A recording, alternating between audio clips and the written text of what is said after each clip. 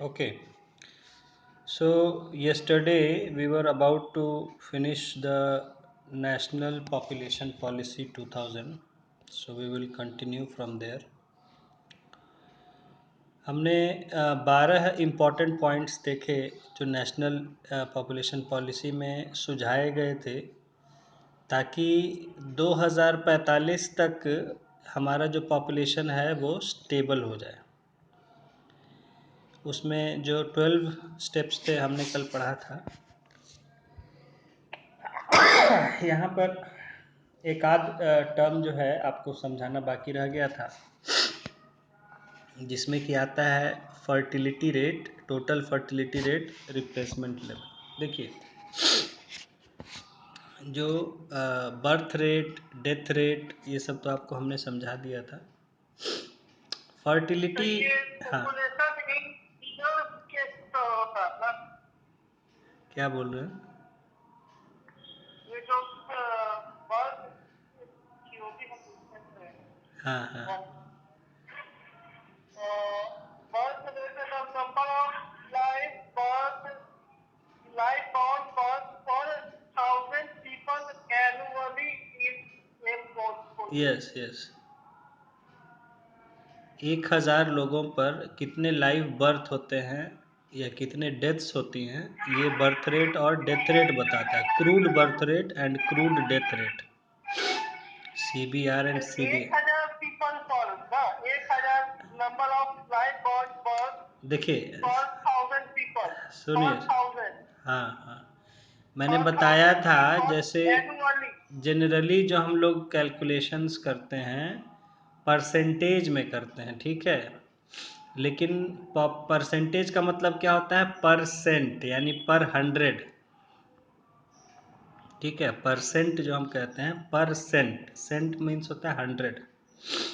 तो मैक्सिमम जो होते हैं कैलकुलेशंस वो परसेंट में होता है, लेकिन पॉपुलेशन जो डेटा होता है वी कैलकुलेट इट पर 1000। ध्यान रखिए, पॉपुलेशन में जो है जैसे birth rate, death rate, mortality rate, जो भी होगा, रेट की अगर बात करेंगे, परसेंट वहाँ नहीं अगर लिखा हुआ है, सिर्फ रेट लिखा हुआ है, तो वो पॉपुलेशन के केस में पर 1000 होता है। तो बर्थ रेट एक साल का ना, हाँ, एक साल में ही ना, एक साल में ही ना लेंगे। एक साल में कितना हुआ, एक साल में, ठीक है। हर चीज़ तो हम पर एनम ही ना कैलकुलेट करते हैं। साल में GDP, तो एक साल में कितना हुआ, है ना। उसी तरह बर्थ रेट, डेथ रेट है कि एक साल में पर 1000 लोग, कितने लोग बच्चों का जन्म हुआ या कितने लोग कितनी मृत्यु हुई। तो ये हम क्रूड बर्थ रेट और क्रूड डेथ रेट कहते हैं।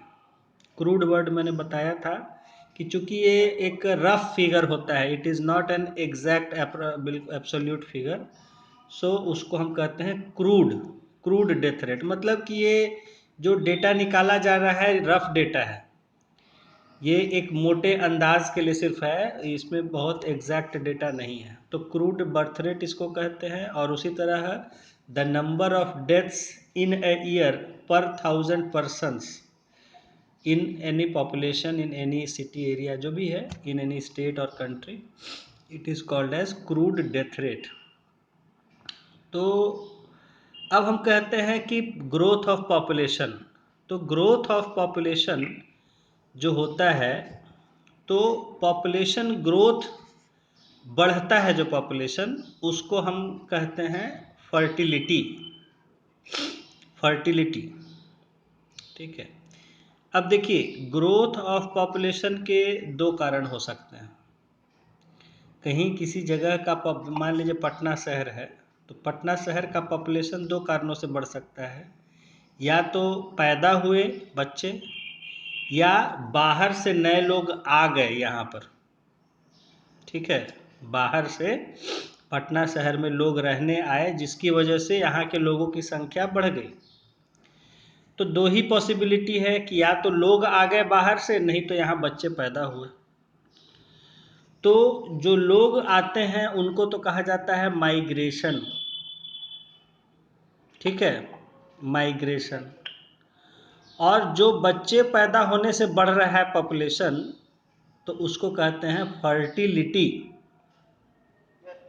फर्टिलिटी मतलब कि कैलकुलेशन होने के बाद बर्थ हो रहा है तो हाँ, फर्टिलिटी क्या है? फर्टिलिटी। नहीं, तो बात जल्दी यहाँ पर है, देखिए अब जल्दी एक और बात समझने की है कि बर्थ जो है, बर्थ और लाइव बर्थ अलग अलग चीज़ें हैं। बर्थ होता है, बहुत से ऐसे होते हैं कि बच्चे स्टिल बॉर्न होते हैं, मतलब they are born dead, miscarriage हो जाते हैं, बहुत सारी चीज़ें हो जाती हैं। तो एक हुआ लाइव बर्थ, जब जीवित बच्चे का जन्म होगा तो उसको हम कहेंगे लाइव बर्थ। तो सिर्फ बर्थ और लाइव बर्थ में फ़र्क है। समझ में आ रहा है बात? बर्थ जब हम बोलेंगे यानी कि वो पैदा हुआ बच्चा, अब वो पैदा किस तरह हुआ, क्या हुआ, नहीं हुआ, वो उसमें मतलब नहीं है। मतलब कि बर्थ का मतलब सिर्फ मर भी तक मर गया है। हाँ, बर्थ का मतलब है कि पैदा हुआ, और अगर वो जीवित पैदा हुआ है तो उसको कहते हैं लाइव बर्थ। लाइफ बर्थ का ही ना वैल्यू लेंगे। नहीं, लाइव बर्थ का वैल्यू वही मैं बता रहा हूँ कि अगर आप बर्थ का डेटा ले रहे हैं तो उसमें तो ज़रूरी नहीं है कि सारे लाइव बर्थ हों। ठीक है, तो इसीलिए जो हम बर्थ, अब देखिए बात क्या है कि एक रजिस्ट्रेशन का तरीका, डेटा लेने का तरीका होता है, हर जगह एक सिस्टम होता है। तो वो सिस्टम में खामियां भी होती हैं। अब बहुत जगह लोग जो है, चूँकि इतना आदमी है, ह्यूमन एरर है, ठीक है, आदमी है, अब उसको लगेगा कहीं डेटा लेते समय कि हमें बर्थ लेना है कि लाइव बर्थ लेना है। समझ रहे हैं? तो इस तरह से तो उसमें एरर की पॉसिबिलिटी होती है, तो इसीलिए इसको हम कहते हैं क्रूड बर्थ रेट।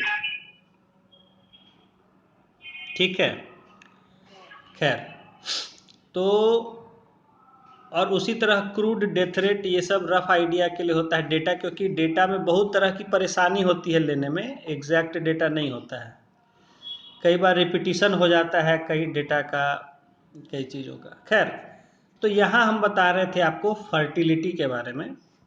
ठीक है, फर्टिलिटी तो फर्टिलिटी मैंने बताया कि जो है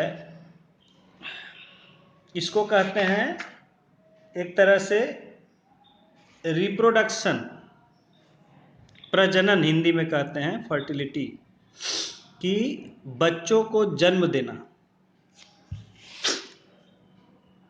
तो पॉपुलेशन मैंने बताया अभी कि दो कारण से बढ़ सकता है, या तो फर्टिलिटी के कारण या माइग्रेशन के कारण। ठीक है, किसी जगह का पॉपुलेशन बढ़ सकता है, अगर वहाँ बाहर से रहने लोग आ गए कुछ तो भी बढ़ जाएगा, नहीं तो वहाँ नए बच्चों का जन्म हुआ उसके कारण भी हो सकता है। तो बच्चों को जन्म देने को कहते हैं फर्टिलिटी, क्योंकि आप जानते हैं कि आपने पढ़ा है, it is a basic characteristic of all living beings that they give birth to young ones. इसी को कहते हैं फर्टिलिटी। अब फर्टिलिटी को मेज़र करने के कई अलग अलग तरीके हैं। ठीक है, फर्टिलिटी, फर्टिलिटी का मतलब हुआ बच्चे जन्म देने की कैपेसिटी। नॉर्मल हिंदी वर्ड हुआ बच्चे को जन्म देने का कैपेसिटी। हाँ, कैपेसिटी। तो अब बच्चों का जन्म मैंने आपको बताया था कि अलग अलग एज ग्रुप में अलग अलग कैपेसिटी होता है। ठीक है, अलग, जैसे सीधी बात है, आप किसी एक महिला को अगर लेते हैं तो उसको बच्चे बच्चे को जन्म देने की कैपेसिटी क्या है, उसके एज पर डिपेंड करेगी। आप ऐसे भी सामान्यतः जानते हैं कि कम उम्र जो होता है उसमें बच्चे आराम से जन्म ले लेते हैं, पैदा हो जाते हैं, लेकिन उम्र बढ़ने पर उनका पैदा होने का संभावना कम होता चला जाता है। इतना तो आप समझते हैं, पढ़ाया जा चुका है आपको कि जब, हाँ, कि जैसे रिप्रोडक्टिव एज है तो उस समय 16-17 से लेके 25 तक जो है मैक्सिमम होता है कि इसमें बहुत जल्दी आसानी से बच्चे पैदा हो जाते हैं। 25 से 35 लीजिएगा तो उसमें रेट कम हो जाता है। 35 के बाद जो है काफ़ी कम हो जाता है, और 45 के बाद मतलब बहुत ही कम, ज़ीरो के बराबर हो जाता है। तो अलग अलग एज ग्रुप्स में बच्चे पैदा करने की कैपेसिटी या टेंडेंसी, मतलब उसकी मतलब रुझान कि मतलब लोग किस उम्र में बच्चों को जन्म देते हैं, ये देखा जाए तो आप देख सकते हैं कि सबसे ज़्यादा जो बच्चों का जन्म होता है वो 25 साल तक की एज में होता है। उससे कम फिर होता है 25 से 35 ले लीजिए उसमें, और 35 से आगे जो है काफ़ी कम हो जाता है, और 45 साल के बाद जो है अगर आप देखें कि बच्चों का जन्म तो बहुत ही रेयर, मतलब बहुत कम हो जाता है। तो इन सब को अब करने का अलग अलग, जैसे एक होता है कि फर्टिलिटी रेट जो हमने कहा, तो अब कैसे मेज़र करें, कैसे मेज़र करें कि कोई पॉपुलेशन कितने बच्चों को जन्म दे सकता है या दिया है या दे रहा है। ठीक है, क्योंकि ये आपको लग रहा है हम पढ़ा रहे हैं आसानी से, थ्योरी आप पढ़ रहे हैं तो अब अभी आप डिटेल में नहीं जा रहे हैं तो लग रहा है कि ठीक है कोई मुश्किल चीज़ नहीं है, लेकिन इन सब का डेटा कलेक्ट करना बड़ा मुश्किल होता है और उसको सिस्टमैटिक ढंग से प्रोसेस करना। ठीक है, क्योंकि आदमी जो है वो अपने हिसाब से चलता है, आदमी कोई नियम कानून से नहीं चलता है। लोग बच्चे मुहूर्त देख के तो नहीं पैदा करते हैं। ठीक है, बच्चे जब होता है हो जाते हैं, तो इसका कोई एक सिस्टमैटिक नहीं है।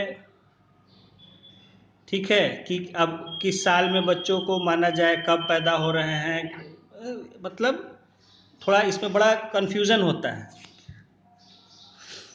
क्योंकि अब एक दिन का बात नहीं है। ठीक है, एक साल का लगभग प्रोसेस होता है, तो अब उसमें किस साल में काउंट किया जाए। ठीक है, कि महिला ने बच्चे को जन्म दिया है, वो पिछले साल में माना जाए कि अगले साल में माना जाए, या एक ही साल में अगर हो गया है तो मतलब ठीक है, माने एक ही कैलेंडर ईयर में, कि 2023 में ही मान लीजिए या 2024 में ही कोई प्रेग्नेंट भी हुई और बच्चे को भी जन्म दे दी इसी साल में। अब हो सकता है कि कोई प्रेग्नेंट हुई इस साल में 24 में, लेकिन बच्चे को जन्म दिया 25 में। ठीक है, या कोई 23 में हुई तो 24 में जन्म दिया, तो इस तरह से मतलब बड़ा ही ये होता है, डेटा कलेक्ट कर पाना मुश्किल होता है। तो उसके लिए हम लोग जो है एक कंसेप्ट लाए, एक होता है जनरल फर्टिलिटी रेट और एक होता है टोटल फर्टिलिटी रेट। ठीक है, तो जनरल फर्टिलिटी रेट जो है ये कहते हैं, क्या करते हैं कि जितने लाइव बर्थ हुए एक साल में, और उसमें हम जितनी रिप्रोडक्टिव एज की महिलाएं हैं उस जो है उस जगह, उनके उससे डिवाइड कर देते हैं, तो इसको हम कहते हैं जनरल फर्टिलिटी रेट। ठीक है, एक जनरल डेटा होता है कि जितने लाइव बर्थ हुए एक साल में divided by number of women in the age of reproduction, that is 15 to 45 सामान्यतः लिया जाता है, या कहीं कहीं 50 तक भी लिया जाता है। तो इसको कहते हैं जनरल फर्टिलिटी रेट, लेकिन ये भी एक जनरल डेटा होता है, ये बहुत ही एक्यूरेट नहीं होता है। तो फिर हम लोग क्या करते हैं कि एज स्पेसिफिक निकालते हैं, कि जैसे 15 से 19 तक कितनी महिलाओं ने जन्म दिया, कितने बच्चों को, फिर 20 से 25 तक, 25 से 30 तक, 30 से 35, ऐसे करके एज ग्रुप्स का अलग अलग निकालते हैं।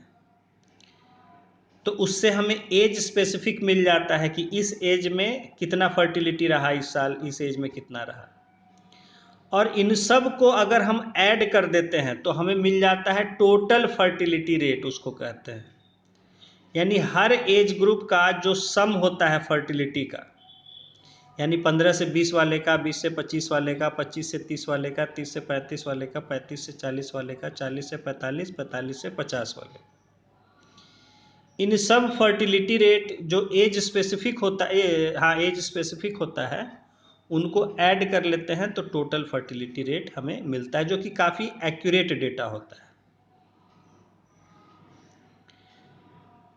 अब तो इतना आप मोटे तौर पर समझ गए कि ठीक है, बच्चों के जो है कितना वहाँ महिलाएं कितने बच्चों को तो टोटल फर्टिलिटी रेट जो है ये क्या कहता है कि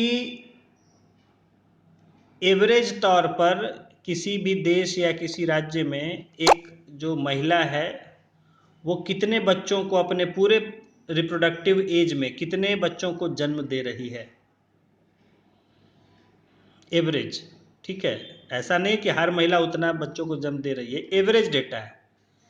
जैसे आप यूँ समझ सकते हैं कि आप 10 औरतों को ले लीजिए, उनका स्टडी कर रहे हैं, उनके लाइफ का, तो हो सकता है एक औरत के मतलब टोटल अगर हम उसका लाइफ में देखें कि एक औरत के हो सकता है 2 बच्चे हों, दूसरी औरत के 4 बच्चे हों, तीसरी औरत के 6 बच्चे हों, चौथी के 1 बच्चा हो, पांचवी के 9 बच्चा हो। तो इस तरह से अलग अलग हो सकता है। अगर आप 10 महिलाओं को लेंगे तो 1 से लेके 10 11 भी हो सकता है।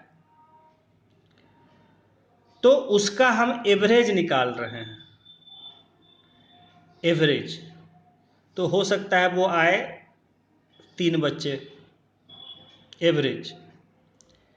तो अब जरूरी नहीं है, कुछ महिलाएं जो हैं जो कि 3 से कम भी बच्चे इसमें पैदा कर रही हैं, 1 भी हैं जिनके 2 भी हैं या 3 भी हो सकते हैं, और कुछ महिलाएं हैं जिनके 3 से ज़्यादा भी हैं, 4 हैं, कोई 6 है, कोई 9 है, कोई 8 है, कोई 10 है। तो ये सिर्फ एक एवरेज डेटा होता है। तो टोटल फर्टिलिटी रेट कहता है कि किसी राज्य या देश में जहाँ भी स्टडी किया गया है वहाँ एक महिला अपने लाइफ में कितने बच्चों को जन्म देती है, इसको कहते हैं टोटल फर्टिलिटी रेट। और ये हमें आइडिया देता है कि वहाँ कितना बर्थ हो रहा है। ठीक है, अगर टोटल फर्टिलिटी रेट मान लीजिए ज़्यादा होगा तो आप आसानी से समझ सकते हैं कि वहाँ जो है नंबर ऑफ बर्थ्स भी ज़्यादा होंगे, बच्चे ज़्यादा जन्म ले रहे होंगे। और जहाँ टोटल फर्टिलिटी रेट कम होगा वहाँ कम बच्चे पैदा हो रहे होंगे। तो इसमें जो मैंने आपको पढ़ा था एक पॉइंट कि हमें टोटल मिड टर्म ऑब्जेक्टिव जो था इसका कि टोटल फर्टिलिटी रेट को रिप्लेसमेंट लेवल पर ले आया जाए 2010 तक। रिप्लेसमेंट लेवल क्या होता है, मैंने कहा था इसको मैं बताऊंगा आपको रिप्लेसमेंट लेवल क्या होता है, समझने की कोशिश कीजिएगा। मान लीजिए किसी एक महिला को हम कंसिडर कर रहे हैं, स्टडी कर रहे हैं। उस महिला ने मान लीजिए कि 2 बच्ची को जन्म दिया। उस महिला ने 2 बच्चियों को जन्म दिया। अब वो दोनों बच्चियां बड़ी हो गई, एडल्ट हो गई, वो खुद भी रिप्रोडक्टिव एज में आ गई और वो भी रिप्रोडक्शन उनका हुआ। तो उन्होंने मान लीजिए कि एक ने 2 एक ने 3 बच्ची को जन्म दिया। तो अब कितनी बच्चियां हो गई टोटल जो बच्चे जन्म दे सकती हैं? 5। तो पहले कितनी थी? एक महिला से 2 महिलाएं बनी आगे चल के। उनने जो बच्चों को जन्म दिया वो आगे चल के कितनी महिलाएं बन गई? 5। तो ये जो रेशियो हम निकालेंगे इसी रेशियो को कहते हैं रिप्रोडक्टिव रेट। तो यहाँ आप देख रहे हैं कि क्या हो रहा है कि महिलाओं की संख्या बढ़ती जा रही है। मतलब एक महिला थी, एक महिला से जन्म हुआ, 2 महिलाएं हुई, 2 से फिर हुआ 5 महिलाएं हो गई। वो 5 से फिर आगे अगर बच्चियों को जन्म देगी, हो सकता है कि 10 भी हो जाए, हो सकता है 15 भी हो जाए, हो सकता है कि 7 भी रह जाए। तो ये जो रेशियो होता है जब ये 1 के बराबर हो जाता है तो उसको रिप्लेसमेंट लेवल कहते हैं। यानी कि खाली रिप्लेस हो जा रही है, मतलब एक महिला ने एक बच्ची को जन्म दिया, वो बच्ची आगे चल के एक महिला बनी, उसने फिर एक बच्ची को जन्म दिया, वो आगे चल के फिर एक महिला बन गई, उसने फिर एक बच्ची को जन्म दिया, यानी कि महिलाओं की संख्या फिक्स्ड है। जो रिप्रोडक्टिव एज में महिला है उसकी संख्या फिक्स्ड है, एक है वो आगे एक को जन्म दे रही है, वो बढ़ के फिर एक महिला बढ़ रही है, फिर वो एक को जन्म दे रही है, यानी महिलाओं की संख्या महिला रिप्लेस होती जा रही है, यानी महिलाओं की संख्या बढ़ नहीं रही है। ये बात समझ में आ रही है जो मैं समझा रहा हूँ? हाँ, तो जब इस तरह की स्थिति बन जाती है कि एक महिला आगे आने वाली एक ही महिला को जन्म देती है, उनका रेशियो 1:1 हो जाता है, तो इससे क्या होगा कि जो जन्म देने की शक्ति तो महिलाओं के ही पास है, पुरुषों के पास तो है नहीं, तो पुरुषों को तो अलग ही कर देते हैं अभी। महिलाओं की बात, तो जितनी महिलाएं होंगी समाज में उतने ज़्यादा जन्म होने का पॉसिबिलिटी होगा। तो अगर महिलाओं का इस तरह से हो रहा है कि एक महिला आगे एक बच्ची को जन्म दे रही है जो कि आगे बड़ी होकर एक महिला बन रही है, फिर वो भी एक ही बच्ची को जन्म दे रही है और वो भी एक महिला बन रही है, फिर वो भी एक बच्ची को जन्म दे रही एक महिला को हो रही, इस तरह से अगर होगा तो इसका मतलब पॉपुलेशन, बच्चे कम पैदा होंगे, ज़्यादा नहीं होंगे, क्योंकि एक महिला एक ही बच्ची को जन्म दे रही है, तो पॉपुलेशन क्या है, थोड़ा धीरे धीरे बढ़ेगा।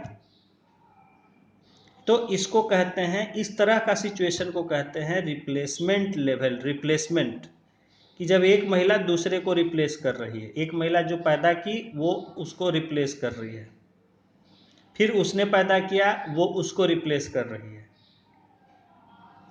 ठीक है, जैसे किसी फैमिली को कंसिडर कर लें, एक परिवार ले लेते हैं, एक वहाँ बेटा है, वो शादी करके एक पत्नी लाया, दोनों के बच्चे, एक बच्ची हुई पैदा,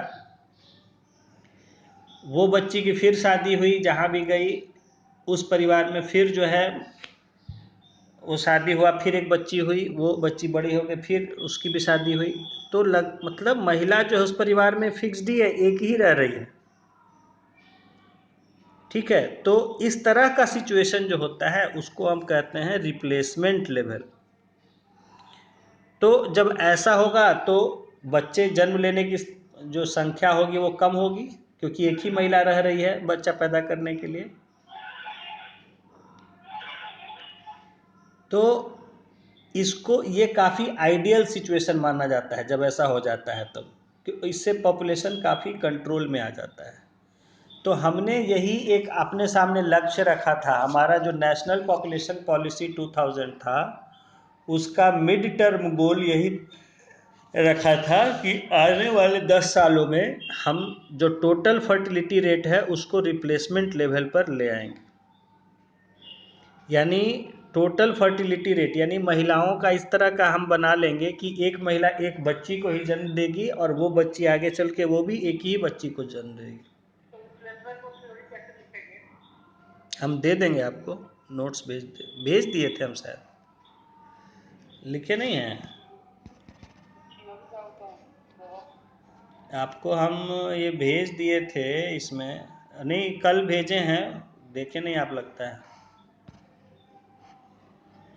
कल भेजे हैं, आप देखे नहीं हैं उसको, उसमें जो है आपका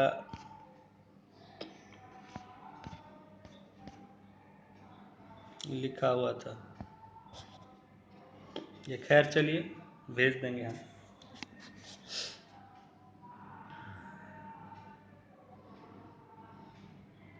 तो समझ में आ गया आपको ये टोटल फर्टिलिटी रेट?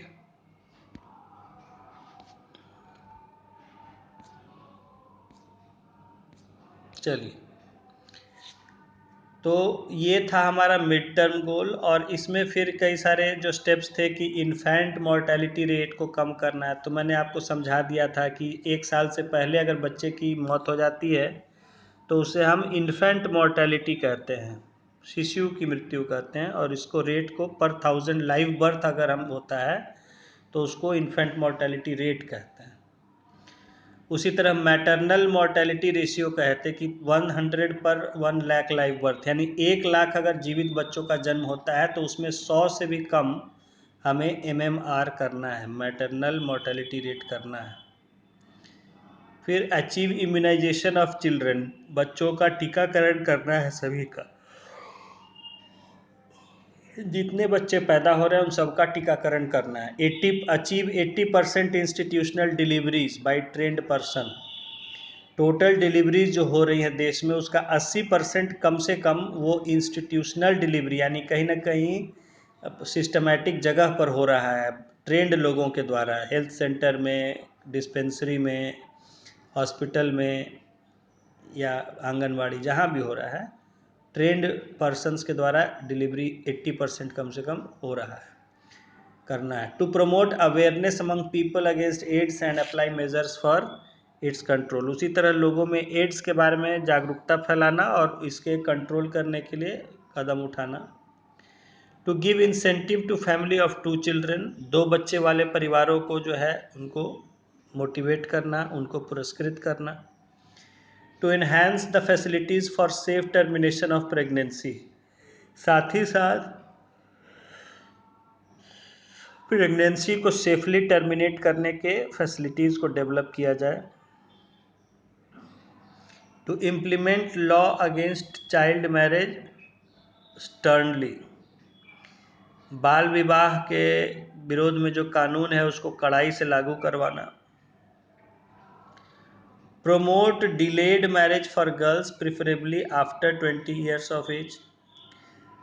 लड़कियों की शादी जो है वो प्रचार प्रसार करके समाज में कोशिश करना कि 20 साल के बाद हो शादी लड़कियों की। To provide special reward for those women who marry after 21 years of age and get sterilized after 2 issues. ऐसी महिलाओं को विशेष सम्मान देना, पुरस्कार देना जो 21 के बाद शादी की हैं और 2 बच्चों के बाद अपना ऑपरेशन स्टेरिलाइजेशन करवा लेती हैं। नेक्स्ट है to make provision of health insurance for the persons belonging to below poverty line family who gets sterilize after 2 issue. अगर कोई ऐसा गरीब परिवार है जो 2 बच्चे होने के बाद अपना स्टेरिलाइज करवा ले रहा है, ऑपरेशन करवा ले रहा है जो है, तो उनको जो है परिवार को हेल्थ इंश्योरेंस प्रोवाइड करना।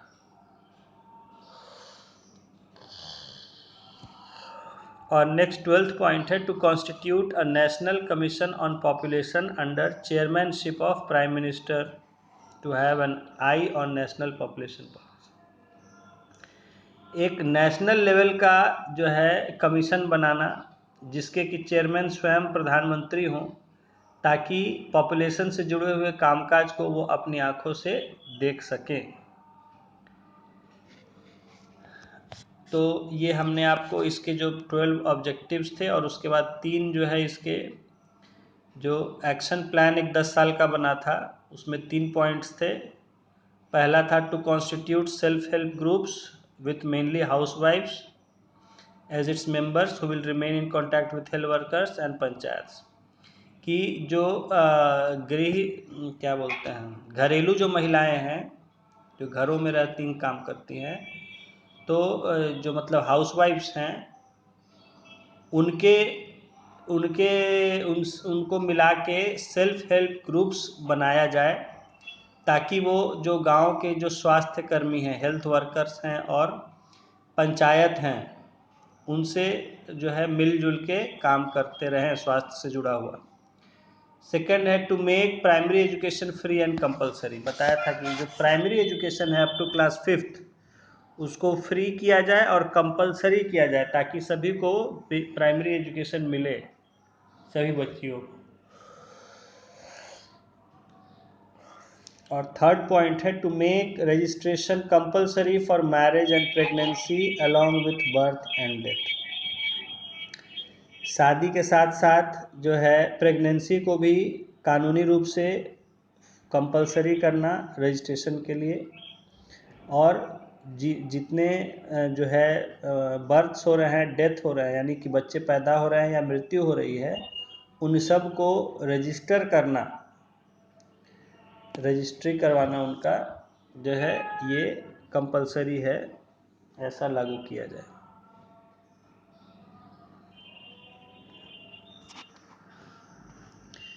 Through the policy, the government hopes to stabilize the population by 2045. तो इन सब कदमों के द्वारा जो है ये जो नीति बनी, पॉलिसी बनी, उसके द्वारा सरकार की कोशिश थी कि 2045 तक जो है पॉपुलेशन को स्टेबलाइज कर लिया जाए। The policy is criticized on the ground that whole burden of population control rests upon females and males are left free। इसमें एक बात जो सामने देखिए आ रही है कि परिवार नियोजन का जो भी जिम्मेदारी है वो महिलाओं पर डाल दिया गया है, छोड़ दिया गया है, और पुरुषों को इससे फ्री कर दिया गया है। देखिए एक बड़ा ये है थोड़ा सा कि क्या होता है कि महिलाओं को ही बाध्य किया जाता है कि भाई दवा खाइए। अगर फैमिली प्लानिंग करना है, बच्चे नहीं चाहिए, तो महिलाओं को फोर्स कर दिया जाता है कि दवा खाइए, और उस दवाओं के बहुत साइड इफ़ेक्ट होते हैं जो कि महिलाओं को न चाहते हुए भी भुगतना पड़ता है। जिसका सबसे बड़ा पहला साइड इफ़ेक्ट होता है कि शरीर बहुत मोटापा हो जाना, बॉडी पूरा फूल जाता है, ठीक है, हैवी बॉडी हो जाता है पूरा। तो this is because of the contraceptive pills eaten by the females. तो ये महिलाओं पर ही जिम्मेदारी डाल दे, भाई पुरुष हैं आप भी अपना इस्तेमाल करिए जो चीज़ें हैं पुरुषों के लिए, तो आप क्यों नहीं करते हैं और महिलाओं पर सारा बोझ डाल देते हैं। Then males should also be encouraged for sterilization along with females after having two issues। कि मेल्स को, जो पुरुष हैं, उनको भी 2 बच्चे हो जाने के बाद उनको सुझाना चाहिए कि आप भी जाके अपना स्टेरिलाइजेशन करवा सकते हैं महिलाओं के साथ साथ 2 बच्चे हो जाने के बाद। The burden of population control should be equal on both the sexes. क्योंकि जनसंख्या पॉपुलेशन को कंट्रोल करने का जो जिम्मेदारी है ये दोनों लोगों पर है, पुरुष पर भी और स्त्री पर भी है। इसको खाली हम लोग स्त्री पर थोप नहीं सकते हैं।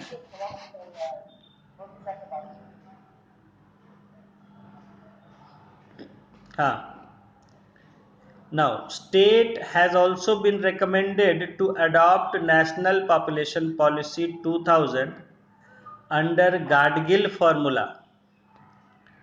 तो जो राज्य है, ये तो देश के स्तर पर ये पॉपुलेशन पॉलिसी बनाई गई थी, तो राज्यों को भी सुझाव दिया गया था कि आप भी इस नेशनल पॉपुलेशन पॉलिसी 2000 को आप अपना सकते हैं गाडगिल फार्मूला के तहत। अब ये गाडगिल फार्मूला क्या है, कई बार पीटी में आ चुका है, आईएएस में और कई एग्जाम्स में। Under this formula, it is affirmed that the states should get its appropriate share in the revenue of central government, namely the states with lower population will get more shares in per capita national income। तो यहाँ गाडगिल साहब थे, एक समय मंत्री थे हमारे यहाँ के, तो उनके द्वारा सुझाया गया फार्मूला था कि जो राज्य जितना सहयोग करेगा उसको उतना पैसा मिलना चाहिए फंड में से। जो राज्य जितना अच्छा कोई परफॉर्मेंस देगा, कोई काम करेगा, उसको उतना जो है उसके अनुसार उसको फंडिंग मिलना चाहिए। तो हाँ, under this formula it is affirmed that the state should get its appropriate share in the revenue of central government, namely the states with lower population will get more shares in per capita national income. तो यहाँ कहा गया था कि जैसे मान लीजिए जो स्टेट भी देश के हित में बेहतर परफॉर्म करेगा उसको ज़्यादा पैसा मिलेगा फंड्स में। तो जैसे कि अगर पॉपुलेशन के क्षेत्र में बात कर रहे हैं, तो जो अपने पॉपुलेशन को तेजी से कंट्रोल करेंगे जो भी राज्य, उनको जो है सेंट्रल गवर्नमेंट के फंड में से ज़्यादा पैसा दिया जाएगा, उनको एनकरेज करने के लिए, उनको सम्मानित करने के लिए। तो ये था गाडगिल फार्मूला। एनआर गाडगिल शायद विदेश मंत्री थे या होम मिनिस्टर थे। तो उनके द्वारा ये सुझाया हुआ फॉर्मूला था, गाडगिल फार्मूला इसको कहते हैं, कि जो जितना केंद्र देश के लिए करे, राज्य कोई उपलब्धि करके दिखाए, तो उसको उसी हिसाब से केंद्र के वेतन से पैसा दिया जाना चाहिए, फंड दिया जाना चाहिए।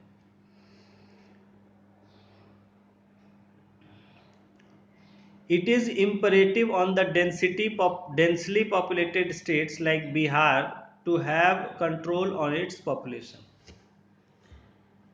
और इसमें सुझाव दिया गया कि ये जो राज्य हैं जिनका पॉपुलेशन डेंसिटी बहुत ज़्यादा है, उनके लिए ज़्यादा आवश्यक है कि वो अपने पॉपुलेशन को तेजी से कंट्रोल करें।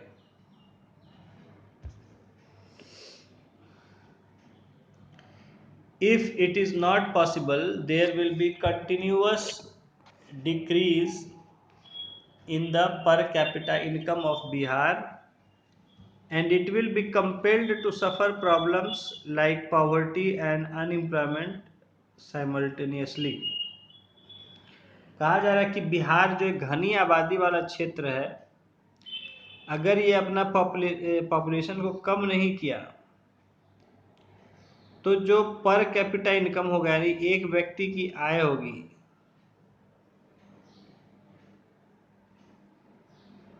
वो तेजी से घटती चली जाएगी। क्योंकि देखिए, आप सीधा समझ सकते हैं कि जो इनकम है वो बहुत तेजी से नहीं बढ़ती है, लेकिन पॉपुलेशन हमारी बहुत तेजी से बढ़ रही है, कहीं की भी ले लीजिए। तो अगर पॉपुलेशन बढ़ता जा रहा है और लोगों की ये इनकम नहीं बढ़ रहा है, तो पर कैपिटा इनकम क्या बताया आपको? Total income by total number of people. तो टोटल इनकम अगर फिक्स्ड है लेकिन टोटल नंबर ऑफ पीपल जो है तेजी से बढ़ता जा रहा है, तो क्या होगा? पर कैपिटा इनकम तेजी से घटता चला जाएगा। जैसे जमीन में जो हुआ, जमीन में आपने देखा कि जैसे जैसे परिवार बढ़ते जाते हैं अगली पीढ़ी में, तो जमीन बंटवारा होते जाता है, तो छोटा होता चला जाता है। जमीन बंटवारा क्यों होता है? क्योंकि भाई संख्या बढ़ती चले जाती है। तो उसी तरह से यहाँ है कि जो पर कैपिटा इनकम है, जितने लोग बढ़ते जाएंगे तो एक आदमी पर उतना इनकम घटता चला जाएगा। तो कहा जा रहा है कि जो ऐसे राज्य हैं जिनका आबादी बहुत घना है, उनको अपना आबादी को कंट्रोल करना चाहिए, नहीं तो उनका पर कैपिटा इनकम तेजी से घटता चला जाएगा। यानी कुल इनकम उस राज्य की कम होती चली जाएगी। जब कुल इनकम कम होती चली जाएगी तो फिर वहाँ जो है सरकार के पास पैसा नहीं होगा, इनकम हुआ नहीं तो पैसा भी कम है, पैसा कम है तो वो कम काम करा पाएगी, ज़्यादा विकास नहीं कर पाएगी। तो इस तरह से ज़्यादा पॉपुलेशन वाले स्टेट्स को सलाह दिया गया कि भाई आप अपने पॉपुलेशन को कंट्रोल कीजिए, नहीं तो आपके लिए नुकसान होगा। और पर कैपिटा इनकम घटेगा तो आपको गरीबी फेस करनी पड़ेगी, अनएम्प्लॉयमेंट आपको फेस करना पड़ेगा, ऐसी समस्याएं आ जाएंगी। तो इस तरह से आपका जो है ये टॉपिक कंप्लीट हो गया, नेशनल पॉपुलेशन पॉलिसी, और पॉपुलेशन से जुड़ा हुआ जो भी था कंसेप्ट्स आपको समझा दिया गया। और पॉपुलेशन के अलग अलग इंडिकेटर्स भी आपने पढ़े, पॉपुलेशन डेटा पढ़ा, आपको बहुत सारा डेटा दिया गया। तो उम्मीद है कि आप लोग उसको पूरा कर लिए होंगे।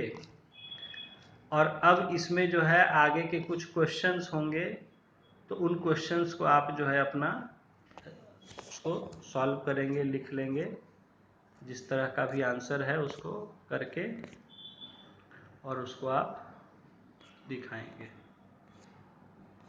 तो ये लेसन हमारा फिनिश हो गया फिलहाल। इसको आप किए हुए हैं, इसको हम किए हुए हैं आधा। अच्छा, जो लास्ट वाला लॉन्ग आंसर बाकी है। ठीक है, तो उसको भेज दीजिएगा जो लिखे हैं, तो देख लेंगे उसको। Yes sir. तो सर हमको सर डाउट था, बोलिए। क्वेश्चन नंबर हाँ बोलिए।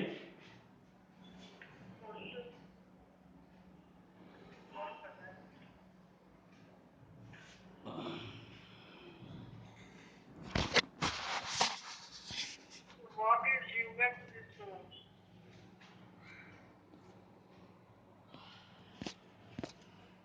What is human and human resource. कौन सा क्वेश्चन है? पहला ही आंसर इज 1 सेंटेंस। अच्छा, व्हाट इज ह्यूमन रिसोर्स?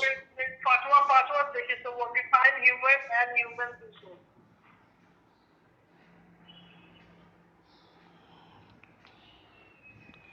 अच्छा, define human and human resource. हाँ, तो ह्यूमन क्या है, ह्यूमन रिसोर्स क्या है? ह्यूमन के बारे में हम लिखे हैं। Human meaning of human in the form of resource is skill and ability of working population of country. हाँ, आप कह रहे हैं सही बात, ठीक है। एक वर्ड इसी को थोड़ा सा सेंटेंस को मॉडिफाई कर सकते थे। सेंटेंस को इस तरह से लिख सकते थे कि skilled and capable people are, abilities of working. हाँ, स्किल्ड, केपेबल, प्रोफेशनल, एबिलिटीज। हाँ, people they are called as human resource. और ये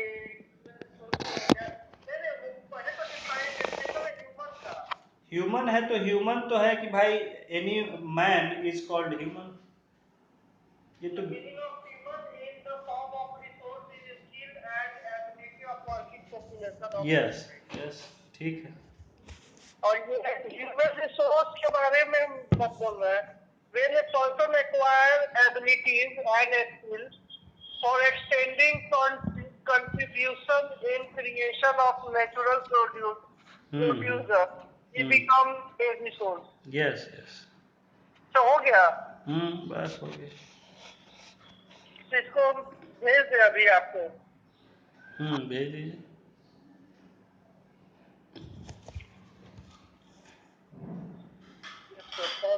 भेज दे।